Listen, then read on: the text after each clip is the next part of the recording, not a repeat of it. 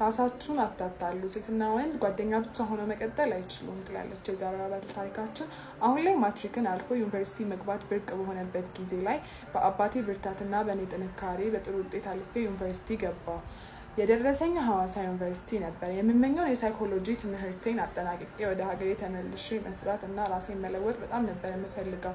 የዩኒቨርሲቲ ህይወት እመኑኝ እንደምታስቡት ቀላል አልነበረም። ከቤተሰብ ጋር ያደገና ብቸኝነትን የማያውቅ ሰው የሰው ሀገር ሄዶ ራሱን ለማላመድና ደስተኛ ለመሆን በጣም ብዙ ጥረትን ይጠይቃል። በዛ መሀል ሰከንድ ይር ላይ ስደርስ አካባቢ የሆነ ልጅ ተዋወቅኩ። ብቸኝነቴን ያስረሳኝ ጀመር። ከቤተሰቦቼ ጋር በጣም እየተቆጣጠሩኝና የት ገባሽ የት ወጣሽ እየተባልኩ ስለኖርኩኝ አሁን ላይ በጣም ቱ ማች የሆነ ፍሪደም ራሴን አሳጣኝ። ታውቂያለሽ ሐዋሳ ውስጥ ልጥፋ ካልሽ የሚያመቻችልሽ ብዛቱ እና ደግሞ በጣም ተግባቢ ስለሆንኩም ይሆናል።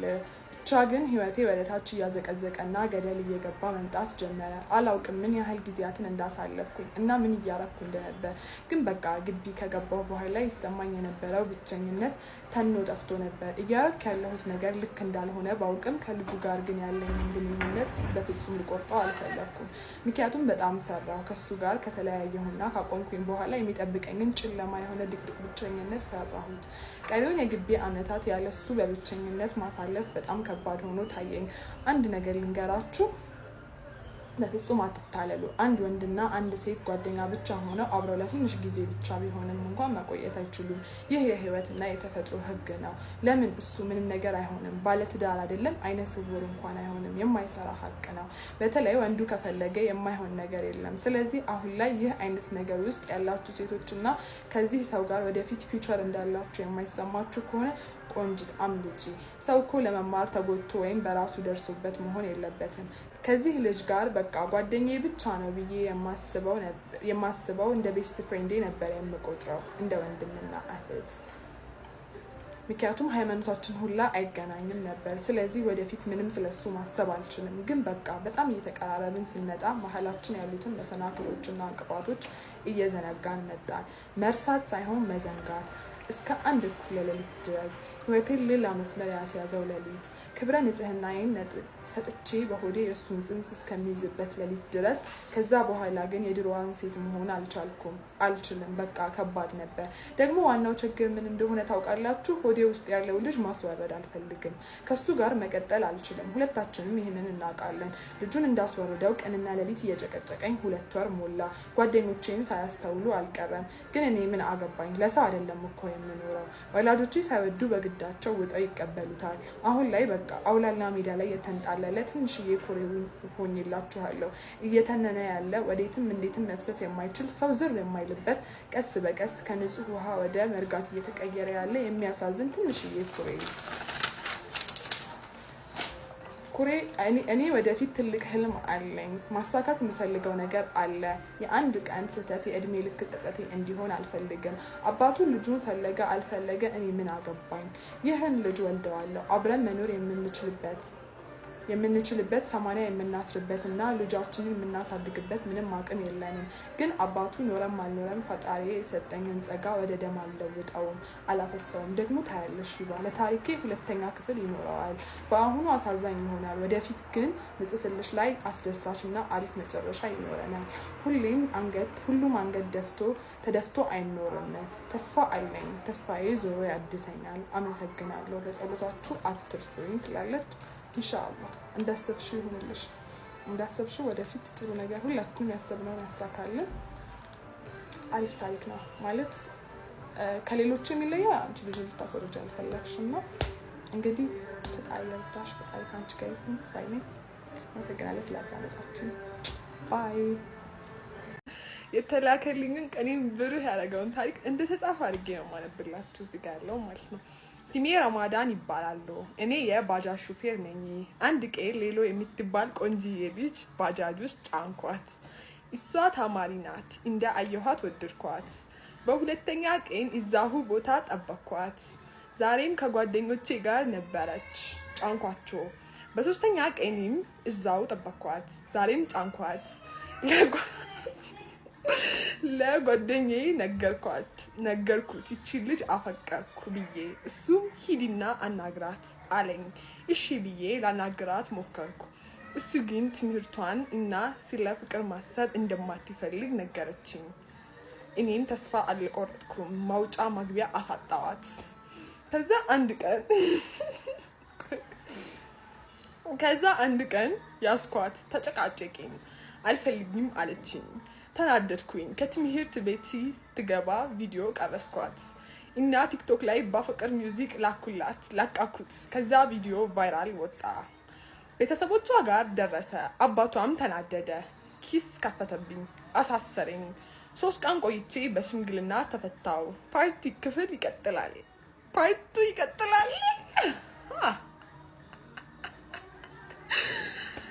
አይ ካንት ፓርቱ ትፈልጋላችሁ? አለው ላርገው ቴክስት ፓርቱን ትፈልጋላችሁ? ቴክስቱን አለው ላርገው። ያው እንግዲህ ታስሯል። 3 ቀን በኋላ ተለቀቀው። በሷ ምክንያት ችግር ላይ ነው። እሷ ደግሞ ትምህርቷ መማር ትፈልጋለች።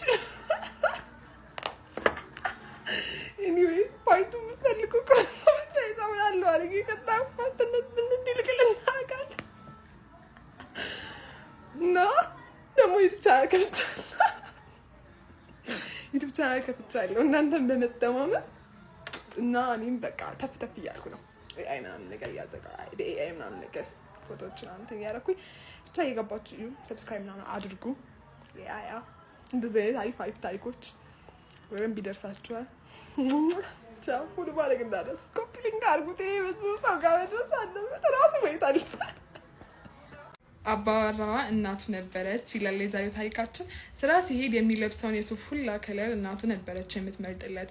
አንድ ነገር በራሱ መወሰን አይችልም። የቤታችንን የሶፋ ከለር ልለውጥ አስቤ ስነግረው እናቱ ጋር ይደውልና ይጠይቃታል። በየቀኑ ማታ ቤት ሲገባ እናቱ ጋር ደውሎ የቀን ውሎውን ሙሉ ይነግራታል። ከዛም ይተኛል። ጠዋት ሲነሳ ምን እንደሚለብስና ምን ማድረግ እንዳለበት ያማክራታል። ሁለታችንም ትልቅ ድርጅት ውስጥ ትልቅ ቦታ ላይ ነው የምንሰራው። እኔ አርክቴክት ነኝ። እናም በስራዬ ደስተኛና ስኬታማ ነኝ። አንድ ቀን ሴቭ የምናደርግበት የጋራ ባንክ አካውንታችን ውስጥ በጣም ብዙ ገንዘብ ወጣ። እኔም አላወጣሁም። ከባለቤቴ ጋርም አልተማከርንም ነበረ። ቤት ሲገባ ጠየቅኩት። ለእናቱ እንዳበደራት ነገረኝ። ለምን ሳይነግረኝ የጋራ ገንዘብ እንደተጠቀመ ነገርኩት። ባክሽ ኦቨር ሪአክት አታድርጊ፣ ለእናቴ ነው እኮ የሰጠሁት። ደግሞ አይገርምሽም? ማበደር አይደለም መስጠት እኮ ነው ብሎ ጮኸ። ግራ ገባኝ። በጣም ቀላል ነገር ነበር። ጀስት ብቻ ለእናቴ ላበደራት ብሎ መንገር እኮ እኔን እንደ እቃ ነው እኮ ማለት ነው የሚያየኝ። አልገባኝም። በቃ ቤት ውስጥ ምግብ የምትሰራለት፣ ልብሱ የምታጥብለት፣ ገንዘብ የምታስገባለት ተራ ቮለንቲር አድርጎ ነበር የሚያስበኝ። ማሰብ ጀመርኩኝ። ከዛ በኋላ አንድ ቀን እናቱ እያለቀሰች ደወለች። ሌሊት ነበር የደወለችው። አሟት ነበር። እናም በዛው ሰዓት ለብሶ ወጣ። ሲመለስ የእሷን እቃ ውስጥ ነው እሷን ይዟት ነበረ። ምን እየተፈጠረ እንደሆነ ስጠይቀው እናቴ ብቸኛ ሆነችብኝ እና አብረን እንድንኖር ፈልጋለሁ ብሎኝ አረፈ። ይህማ አይሆንም። እኔና አንተ ቤት ውስጥ ሌላ ሰው አምጥተን ካስገባን ትዳራችን አደጋ ላይ ሊወድቅ ነው። ስለዚህ ታው አልኩት። ማን ያንቺን አስተያየት ጠየቀ? እኔ እኮ ኦልሬዲ አምጥቻታለሁ ብሎ ጮኸ። እዚህ ምድር ላይ እኔ እናቴን የሚያህል ማንም የለም። ስለዚህ ተይኝ በቃ ብሎኝ ይዟት ገባ። የራሴ ቤት ውስጥ እንግዳ አደረጉኝ። በእጄ የሰራሁት ገንዘቤን ያፈሰስኩበት ቤት ውስጥ ጥገኛ ሰርድዊል ነበር የሆንኩት። ማታ ከስራ መጣለሁ፣ የሚሰራውን ምግብ በላለሁ። ኪችን ሁላ እንድገባ አይፈቀድልኝም። ተኛለሁ፣ እነሳለሁ። በቃ የማይታይ ሰው ነው የሆንኩት። ጎስት ኢንቪዚብል ሰው ታውቃላችሁ። አንድ ቀን መኝታ ቤቴ ልብስ እየቀየርኩ እናቱ ዘው ብላ ገባች። ምንም ሳትል የልጇን የልብስ ቁም ሳጥን ውስጥ ሄዳ ልብሶቹን ለምን በስርዓት አታጣጥፊለትም? ዘልዛላ ለምንድን ነው እንደዚህ የምትሆኘው ብላ መጮህና በቦጨቅ ጀመረች። ግራ ገባኝ። እንዴ ቆይ እስካሁን እኮ ያላንቺ ይኖረናል፣ አሁንም መኖር እንችላለን። ደግሞ ይሄ የግል ክፍላችን ነው፣ መግባት አትችይም፣ ያውም ሳታንኳኪ። ልብሴን እየቀየርኩ እኮ ነው አልኳት። ከመሬት ተነስታ ያዙ ይልቀቁኝ ብላ ማልቀስ ጀመረች። ባለቤቴ ሰምቶ መጣ። ምን እንደተፈጠረ ራሷ አጋና ከቤት ውጪ አንፈልገሽም ምናምን እያለችኝ ነው። አትወደኝም እኮ። እኔ የድሮ ፍቅረኛ ያቺ ልጅ ትሻለኝ ነበረ። ምግቤን ታደንቃለች፣ ምሰራውን ምግቤን ታደንቃለች፣ ታከብረኛለች። ይቺ መልክ ብቻ ናት እያለች ማልቀስ ጀመረች። ያማታል እንዴ አልኩኝ። አሁን እኮ እኔና እሱ ከፍቅረኝነት አልፎ ትዳር ውስጥ ገብተናል። ግራ ገባኝ። እሱም አይኑን አፍጦ ስርዓቴን እንዲይዝና እናቱን ከማንም በላይ እንዳከብር ማስጠንቀቂያውን እንደ ሁል ጊዜው ጀመረ። በቃ ስራዬ ማልቀስ ብቻ ሆነ። ህይወቴ ነበር ያከበደችብኝ። ትዳሬም ለማዳን ብዬ አንድ ቀን የ2ኛ ዓመት አኒቨርሰሪያችን ሊደርስ ሲል ከከተማ ወጥተን ለ2 ቀን ብቻ እንድንዝናና ሆቴል አስያዝኩኝ። እናም ነገርኩት። እሱም ደስ ብሎት ተስማማ።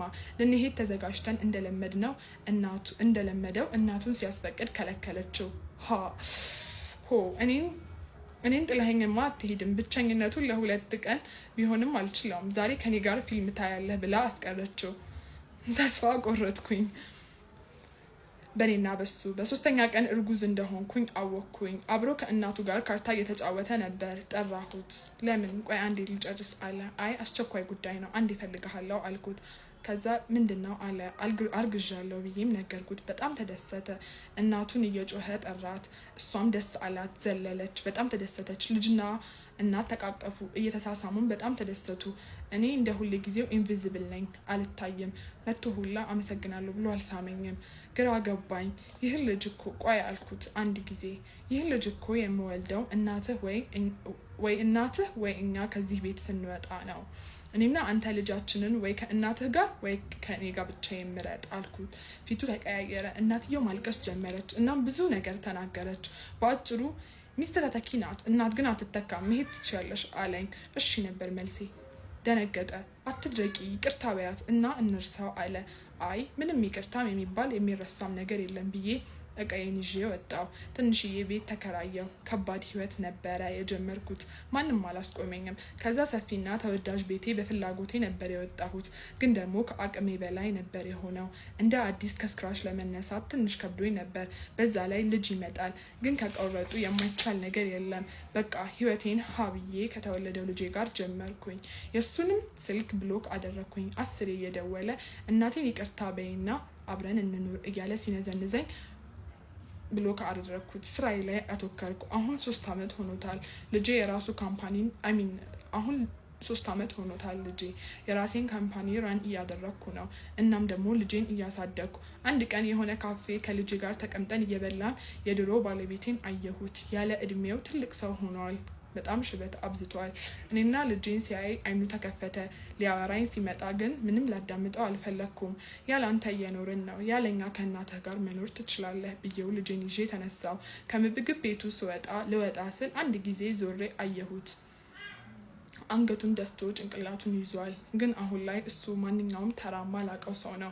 ወደ ቤቴ እየነዳሁ ተመለስኩ። እንደዚህ አይነት አባት ለልጄም እንደዚህ አይነት ባል ለኔም አያስፈልገኝም። ገና እሱ አሁን የእናቱ ልጅ ነው ትላለች። እንግዲህ አሉ እንደዚህ አይነት ሰዎች አሉ። እኔም ከዚህ በፊት ብዙ ጊዜ አጋጥሞኛል። ዩ ራይት ያ እናትዬ በጣም ታበሳጫለች። እዚህ ጋር እሱ ደግሞ you have to be defended for you ግን he's not so ለማንኛውም በቃ እንኳን ደስ አለሽ ማለት ብቻሽን እንትን ለማለሽ። ግን ደግሞ አሁን ልጁ አባቱ ይፈልገዋል። ኦብቪየስሊ ከአባቱ ጋር እንትን ማለት ማስታወቅ አለባት ብዬ ነው የማስበው። ምን ታስባላችሁ ግን? ለማንኛውም ስላዳመጣችሁ እና ደግሞ እንትን ኮፒ ሊንክ ምናምን ነገር ማድረግ እንዳረሱ ላይክ፣ ሼር፣ ፎሎ ባይ